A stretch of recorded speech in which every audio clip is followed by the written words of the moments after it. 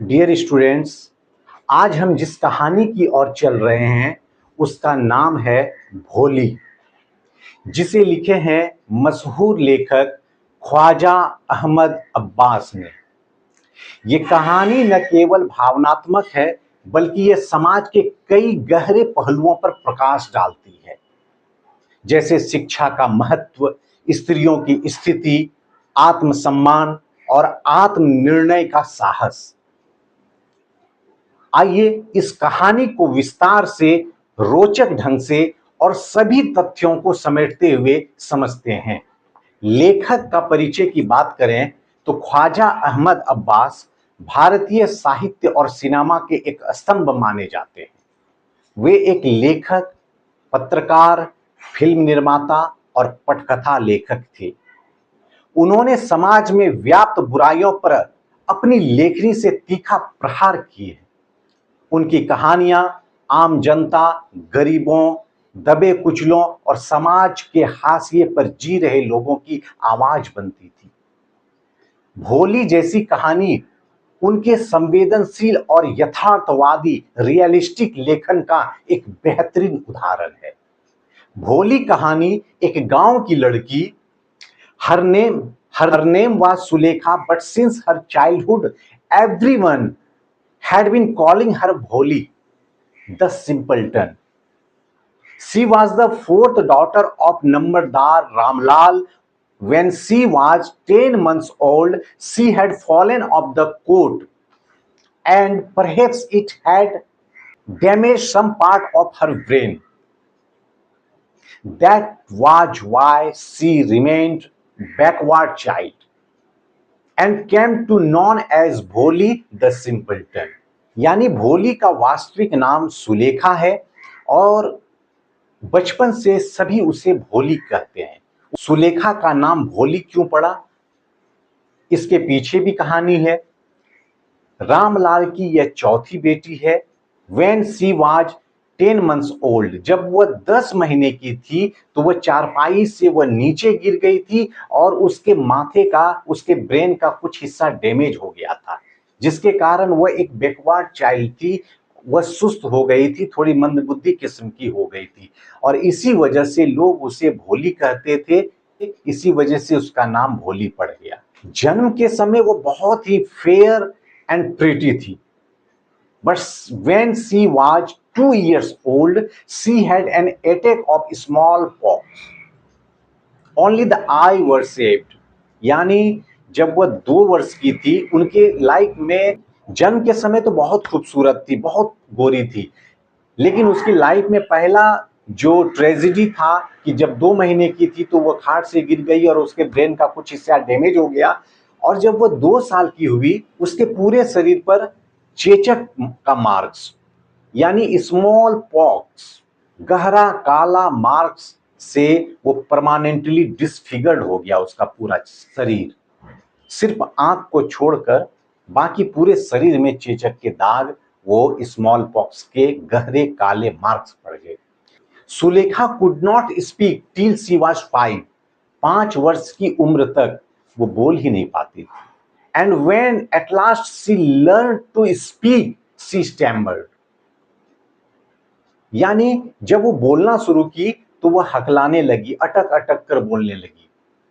अन्य बच्चे उसकी आवाज की नकल करते, उसे चिढ़ाते थे। रामलाल के कुल 7 बच्चे थे, जिनमें 3 बेटे और 4 बेटियां थी, और इन सब में सबसे छोटी थी भोली। समृद्ध परिवार था, खाने पीने की कोई कमी नहीं थी। भोली को छोड़कर सभी हेल्दी और स्ट्रांग थे।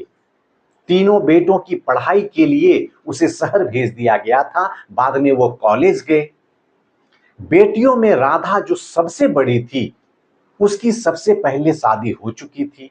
दूसरी बेटी जिसका नाम मंगला था, उनकी भी शादी सेटल हो चुकी थी। तीसरी बेटी जिसका नाम चंपा, वो दिखने में बहुत सुंदर थी और हेल्दी भी थी। And was not difficult to find bridegroom for them. किसी भी बेटी के लिए दूल्हा ढूंढना, वर ढूंढना उसके पिताजी के लिए कोई मुश्किल नहीं था। बहुत सुंदर थी, सभी हेल्दी थे।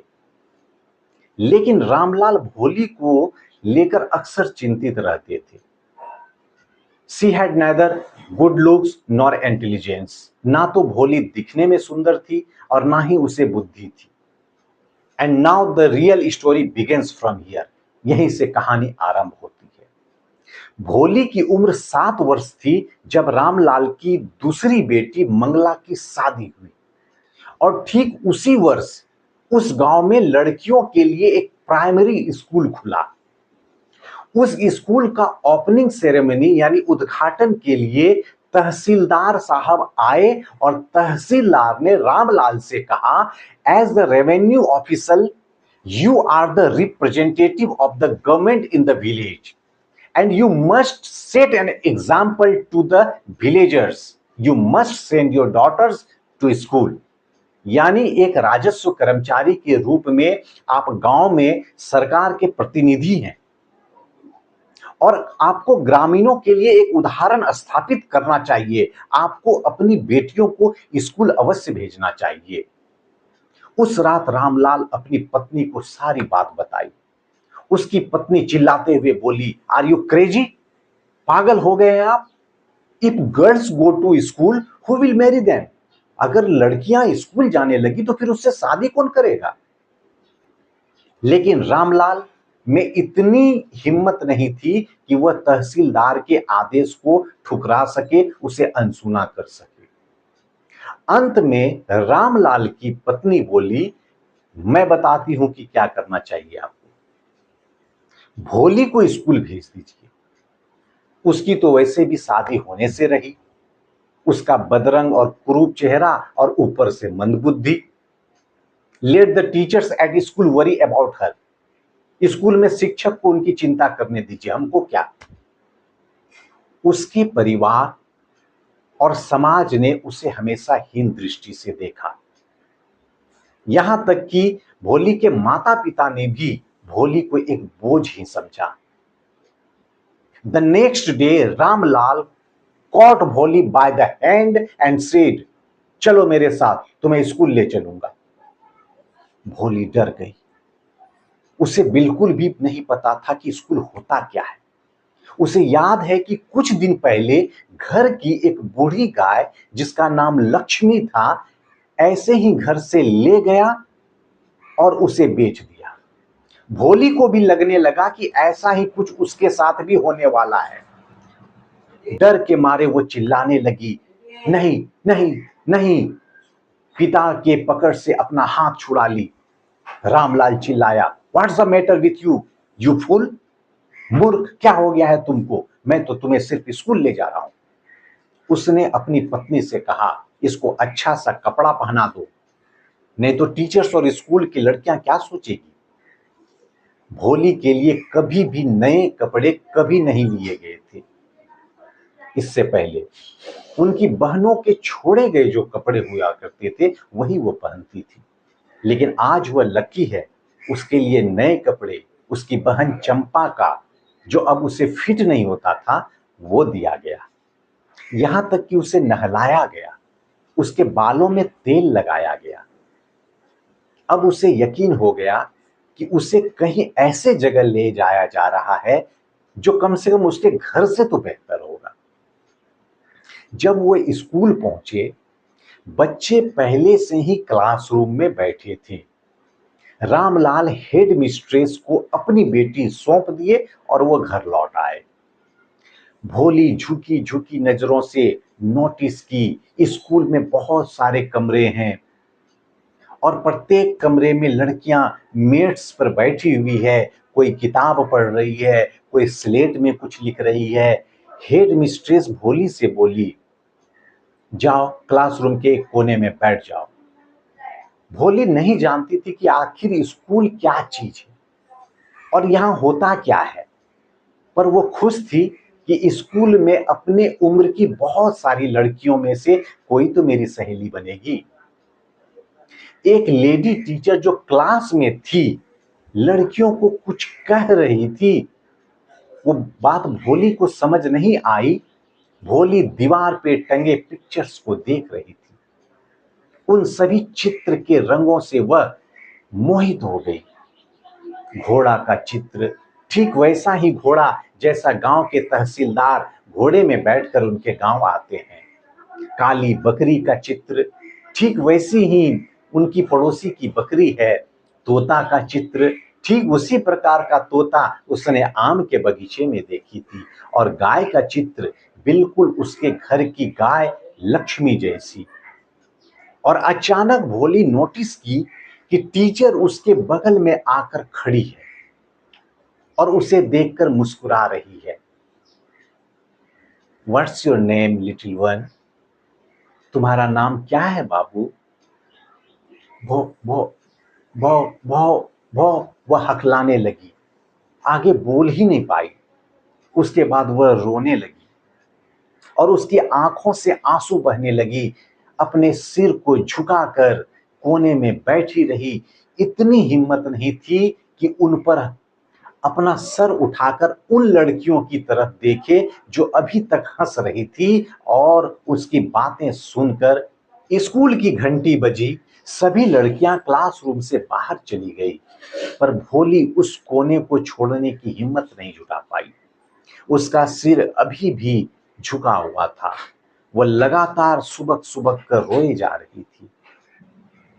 भोली भोली उस शिक्षिका की आवाज इतनी सॉफ्ट, इतनी मधुर, इतनी सूथिंग थी। अपने पूरे जीवन में भोली को किसी ने इतने प्यार से कभी कोई नहीं पुकारा था। यह उसके दिल को छू लिया। खड़े हो जाओ बेटा, टीचर बोली। ये कोई आदेश नहीं था, ये एक फ्रेंडली सजेशन था। भोली खड़ी हो गई। अब अपना नाम बताओ बाबू। भोली का पूरा शरीर पसीना पसीना हो गया। क्या फिर से उसकी जबान लड़खड़ा जाएगी? क्या फिर से वह हकलाने लगेगी? क्या फिर से वह अटक अटक के बोलने लगेगी? फिर भी उसने कोशिश की। उस काइंड टीचर की आवाज इतनी सूथिंग थी, इतनी मधुर थी, इतनी सुखदायक थी, उसे लगा यह मेरी गलती पर हंसेगी नहीं। फिर से वह भो भो भो वह फिर से हकलाने लगी। शाबाश बेटा, शाबाश, वेल डन बेटा। शिक्षिका उसे प्रेरित करने लगी। Come on now, now the full name, पूरा नाम बताओ बेटा। भो भोली। अंततः वह नाम बता पाई और राहत की सांस ली, मानो उसके लिए यह बहुत बड़ी उपलब्धि हो। वेल डन, शाबाश। शिक्षिका अपने हाथ से उसे प्यार से थपथपाई और बोली, अपने दिल से डर को निकाल दो, तब तुम भी सबके जैसा बोल पाओगे। भोली उसे ऐसे देख रही थी मानो पूछ रही हो उनकी आंखें, सच में? शिक्षिका कही, ये बहुत आसान है। हाँ बिल्कुल तुम बोल सकती हो। तुम रोज स्कूल आना। क्या आओगे ना? भोली हाँ के रूप में सिर्फ अपने सिर को हिलाई। मैडम बोली, नहीं, जोर से बोलो। हाँ, भोली बोली और खुद अचंभित हो गई कि बिना अटके, बिना हकलाए कैसे बोल गई। लो, अब किताब लो। किताब में सुंदर सुंदर पिक्चर्स थे। सभी चित्र रंगों से भरे हुए थे। कुत्ता, बिल्ली, बकरी, घोड़ा, तोता, बाघ और एक गाय, बिल्कुल लक्ष्मी जैसी। और प्रत्येक चित्र के साथ एक काला अक्षर का एक शब्द लिखा हुआ था जो वो पढ़ नहीं पा रही। 1 महीने में तुम ये किताब पढ़ लोगे बेटा, तब मैं तुम्हें इससे भी बड़ी किताब दूंगी, फिर उसके बाद उससे भी बड़ी किताब दूंगी। और एक समय ऐसा आएगा, आप गांव में किसी और से ज्यादा विद्वान होंगे। फिर आप पर कोई नहीं हंसेगा बेटा। लोग आपकी बात पूरे सम्मान के साथ सुनेंगे और आप बिना अटके, बिना हकलाए, बिना किसी हिचकिचाहट के आप बोल लोगे। समझे? अब आप घर जाइए और कल सुबह जल्दी स्कूल आ जाइएगा। भोली को ऐसा लग रहा था मानो गांव के मंदिर के सभी घंटियां एक साथ बज रही हो। स्कूल के सामने पेड़ों पर बड़े बड़े लाल फूल खिल गए हो। उसका दिल एक नई उम्मीद और एक नई जिंदगी से धड़क रहा था। लेकिन शिक्षा और एक अध्यापिका का स्नेह उसके जीवन को बदल देता है। वर्ष बीतते गए, वह गांव एक छोटा शहर बन गया। वह प्राइमरी स्कूल अब हाई स्कूल बन गया। गांव में टीन के शेड में सिनेमा हॉल खुल गया, सूती मिल खुल गया, वहां ट्रेन भी अब रुकने लगी। एक रात, रात के खाने के बाद रामलाल अपनी पत्नी से कहता है, क्या मैं विश्वंभर के प्रस्ताव को स्वीकार कर लूं? उसकी पत्नी बोली, हां बिल्कुल, भोली के तो भागे खुल जाएंगे इतना समृद्ध दूल्हा पाकर। बड़ा दुकान है, अपना घर है, और सुना है बैंक में हजारों रुपया जमा है। और तो और दहेज भी तो नहीं मांग रहा है। बिल्कुल सही, पर वो जवान नहीं है, तुम तो जानती हो भाग्यवान, उसकी और मेरी उम्र लगभग बराबर है, और वह लंगड़ाता भी है। और तो और उस दूल्हे बाबू की पहली पत्नी के जो बच्चे हैं वो सब भी जवान हो गया है। ये बातें रामलाल ने अपनी पत्नी को कहा। उसकी पत्नी कहती है, तो क्या हुआ, 45-50 साल का आदमी ये कोई उम्र हुआ? हम लोग तो सौभाग्यशाली हैं, दूल्हा दूसरे गांव का है और उसे भोली के चेचक के दाग और उसके मंदबुद्धि होने का पता नहीं है। अगर हम उसके शादी के प्रस्ताव को स्वीकार नहीं करेंगे तो भोली सारी उम्र कुंवारी बैठी रहेगी। रामलाल कहता है, वो तो ठीक है भाग्यवान, पर भोली क्या कहेगी? उसकी पत्नी कहती है, वो मंदबुद्धि क्या कहेगी, वो तो एक गूंगी गाय है। रामलाल बोला, हाँ तुम ठीक ही कहती हो। भोली आंगन के कोने में खाट पे लेटे हुए अपने माता पिता के बातों को सुन ली। विश्वंभर नाथ एक संपन्न किराना व्यवसायी था। वे अपने दोस्तों और रिश्तेदारों के एक बड़े समूह के साथ शादी का बारात लेकर आए थे। एक ब्रास बैंड एक भारतीय फिल्म का लोकप्रिय धुन बजा रहा था और बारात के आगे आगे दूल्हा एक सजे धजे घोड़े पर सवार था। रामलाल इतनी धूमधाम और इतनी भव्यता देखकर बहुत खुश हो गया।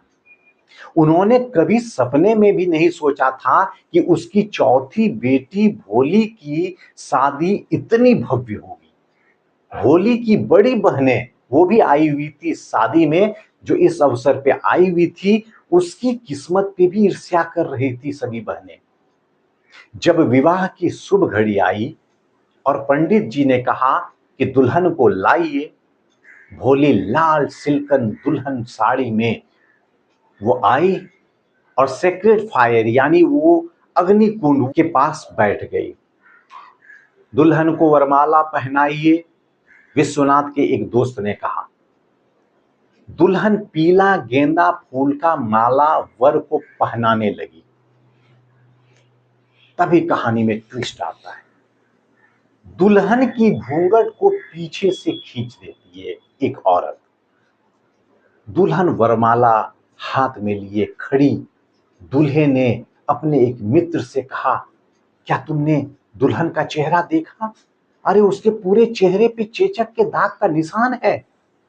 उसके मित्र ने कहा, तो क्या हुआ, तुम भी तो कोई जवान थोड़ी हो सकता है, पर अब तो मैं ये शादी नहीं करूंगा। अब तो दुल्हन के पिता से मुझे 5,000 रुपये चाहिए। दुल्हन के पिता को मुझे 5,000 रुपये देने पड़ेंगे। दूल्हा जिद पर अड़ गया। रामलाल दूल्हे के पास गया और अपनी पगड़ी उतार कर अपना सम्मान उसके चरणों में, उसके पैरों पे रख दिया और बोला, मुझे अपमानित मत करो, 2,000 रुपया ले लो। नो, 5,000 और वी गो। 5,000 नहीं तो हम लोग वापस चले। अपनी बेटी को रखो, थोड़ा विचारशील बनिए। अगर आप लोग ऐसे ही चले गए तो मैं गांव में अपना चेहरा भी नहीं दिखा पाऊंगा। दूल्हा जिद पर अड़ा रहा। 5,000 मतलब 5,000, चाहिए तो चाहिए, तभी आपकी बेटी की शादी होगी, नहीं तो हम लोग वापस चले। अंततः रामलाल के चेहरे उसके चेहरे पर आंसू बह रहे थे। रामलाल घर के अंदर गया, तिजोरी खोला, नोट गिना और 5,000 रुपये दूल्हे के पैरों पर लाकर रख दिया। विश्वंभर के लालची चेहरे पर विजयी मुस्कान उभर आई। उसने जुआ खेला और वह जीत गया। उसने कहा, अब लाओ वरमाला। एक बार फिर दुल्हन के चेहरे से घूंघट हट चुकी थी, पर इस बार उसकी नजरें नीची नहीं। She was looking up, looking straight at her prospective husband. वह सीधे नजरों से अपने भावी पति को देख रही थी। उसकी आंखों में न गुस्सा था, ना ही नफरत, बस ठंडी अवमानना झलक रही थी। विश्वंभर अपने हाथों में वरमाला लिए दुल्हन के गले में पहनाने ही वाला था, उनके गले में ये माला डालने ही वाला था। लेकिन इससे पहले कि वह ऐसा कर पाता, भोली का हाथ बिजली की रफ्तार से कौंधा और माला आग में गिर गई। वह उठी और घूंघट उठाकर फेंक दी और भोली जोरदार आवाज में बोली, पिताजी। अब उसके पिताजी, उसकी मां, उसकी बहनें, उसके भाई, सगे संबंधी और उसके पड़ोसी उसे बिना किसी हकलाहट के बोलते हुए सुनकर चौंक गए। पिताजी, अपने रुपये को वापस लीजिए, मैं इससे शादी नहीं करने वाली हूं। Ramlal was thunderstruck. Ramlal स्तब्ध रह गया। जितने मेहमान थे सब कानाफूसी करने लगे। कितनी बेशरम है, कितनी कुरूप है। रामलाल चिल्लाते हुए बोला, क्या पागल हो गई हो? अपने परिवार को बदनाम करना चाहती हो? हमारी इज्जत का कुछ तो ख्याल रखो। भोली बोली, बस आप ही की इज्जत के खातिर मैं इस लंगड़े, इस बुढ़े से शादी कर रही थी, लेकिन मैं ऐसे नीच, ऐसे लालची और ऐसे घिनौने कायर को अपना पति नहीं मानूंगी, नहीं मानूंगी, नहीं मानूंगी, कभी नहीं मानूंगी। एक बूढ़ी औरत बोल पड़ती है, कितनी बेशरम लड़की है ये, हम लोग तो इसे गूंगी गाय समझते थे। भोली पलट कर जवाब देती है, हाँ काकी, आप सही कहती हो, मैं एक गूंगी गाय ही थी, इसलिए तो तुम मुझे ऐसे निर्दयी प्राणी के हवाले करना चाहते थे। लेकिन अब वही गूंगी गाय, वही मूर्ख, वही मंदबुद्धि बोल रही है और कुछ सुनना चाहती हो। विश्वंभरनाथ, वो किराना दुकान चलाने वाला, अपने बारात के साथ बिना दुल्हन के लिए वह वापस लौट गया। कन्फ्यूज्ड बैंड वाला, वो भ्रमित बैंड वाला ने सोचा कि यह समारोह का अंत है और उन्होंने समापन का गीत शुरू कर दिया। रामलाल जमीन पर जड़वत खड़ा रहा। उसका सिर दुख और शर्म के बोझ तले नीचे झुका हुआ था। अग्नि कुंड की आग धीरे धीरे बुझ रही थी। सब लोग जा चुके थे। रामलाल भोली की तरफ मुड़ा और कहा, अब तुम्हारा क्या होगा भोली? अब तो तुमसे कोई शादी नहीं करेगा। अब हम तुम्हारा क्या करेंगे? और सुलेखा शांत और स्थिर स्वर में कहती है, चिंता मत कीजिए पिताजी, आपके बुढ़ापे में मैं आपकी और मां की सेवा करूंगी और उसी स्कूल में पढ़ाऊंगी जिस स्कूल में मैंने ज्ञान प्राप्त की है। क्या यह सही रहेगा ना मैम? उसकी शिक्षिका वहीं कोने में खड़ी थी, पूरा ड्रामा देख रही थी। वह बोली, हाँ भोली, बिल्कुल बिल्कुल सही बोली तुम। और उस शिक्षिका की मुस्कुराती आंखों में गहरे संतोष की वह रोशनी थी जो एक कलाकार को अपनी उत्कृष्ट कृति के पूरा होने के समय महसूस होती है।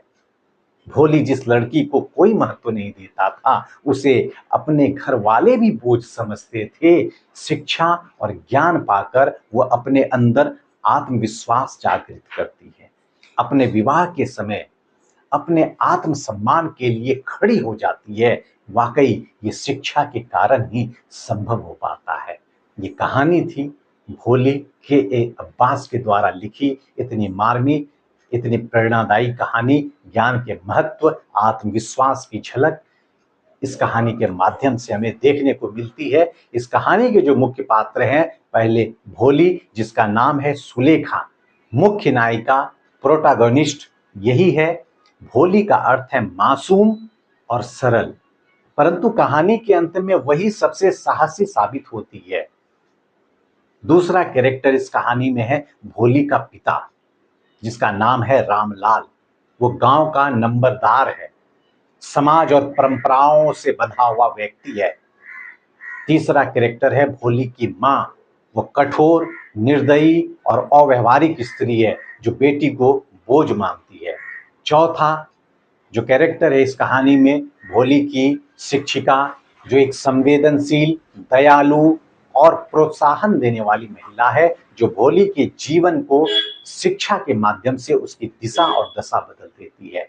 पांचवा कैरेक्टर इस कहानी में है, वो है विश्वंभर नाथ, एक वृद्ध, एक लंगड़ा, एक किराना व्यापारी, जो भोली से विवाह करना चाहता है, लेकिन दहेज की लालच में वह स्वार्थी रूप दिखाता है और भोली उसे झिड़क देती है और यह शादी नहीं हो पाता।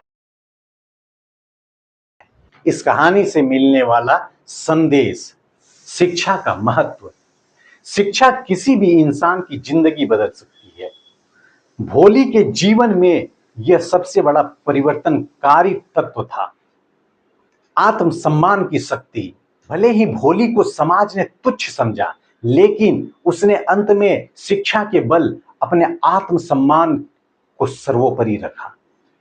तीसरा संदेश, दहेज प्रथा की निंदा। कहानी समाज में व्याप्त दहेज जैसी बुराई पर प्रहार करती है। चौथी जो संदेश इस कहानी से मिलती है कि स्त्री की वास्तविक शक्ति। भोली यह साबित करती है कि स्त्रियां केवल सुंदरता की प्रतीक नहीं है, बल्कि साहस और आत्मनिर्णय का भी प्रतीक हो सकती है। पांचवा संदेश, अध्यापक का महत्व। हमारे जीवन में, प्रत्येक व्यक्ति के जीवन में शिक्षक का महत्व, एक सच्चा और एक सच्चा सही मार्गदर्शन देने वाला शिक्षक आपके जीवन में मिलता है तो न सिर्फ पढ़ाई बल्कि जीवन जीने की राह भी दिखाता है। आपको स्वावलंबी बनाता है, आपको आत्मनिर्भर बनाता है, आपको आत्मनियंत्रण करना, सम्मान की रक्षा करने का ये भी आपको बोध कराता है। और ये भी संदेश देती है कि समाज की बुराइयों का सामना हमें साहस से करना चाहिए और शिक्षा को प्राप्त करने के लिए हमें हर संभव प्रयास करनी चाहिए। हमें दूसरों का मूल्यांकन केवल उनके बाहरी रूप रंग से नहीं, बल्कि उनकी आंतरिक क्षमता और गुणों से करनी चाहिए। भोली एक प्रेरणादायक कहानी है जो हमें बताती है कि चाहे परिस्थिति कितनी भी प्रतिकूल क्यों ना हो, साहस, आत्मसम्मान और शिक्षा से इंसान अपनी पहचान बना सकता है। भोली जिसे समाज बोझ समझता है, अंत में सबसे मजबूत और स्वतंत्र व्यक्तित्व के रूप में वो सामने आती है। ये कहानी हर विद्यार्थी के लिए एक सीख है कि शिक्षा हमें समाज की बेड़ियों से मुक्त कराती है। ये कहानी हमें बताती है कि आत्मसम्मान हमेशा सबसे ऊपर होता है। हर इंसान अपनी पहचान खुद बना सकता है।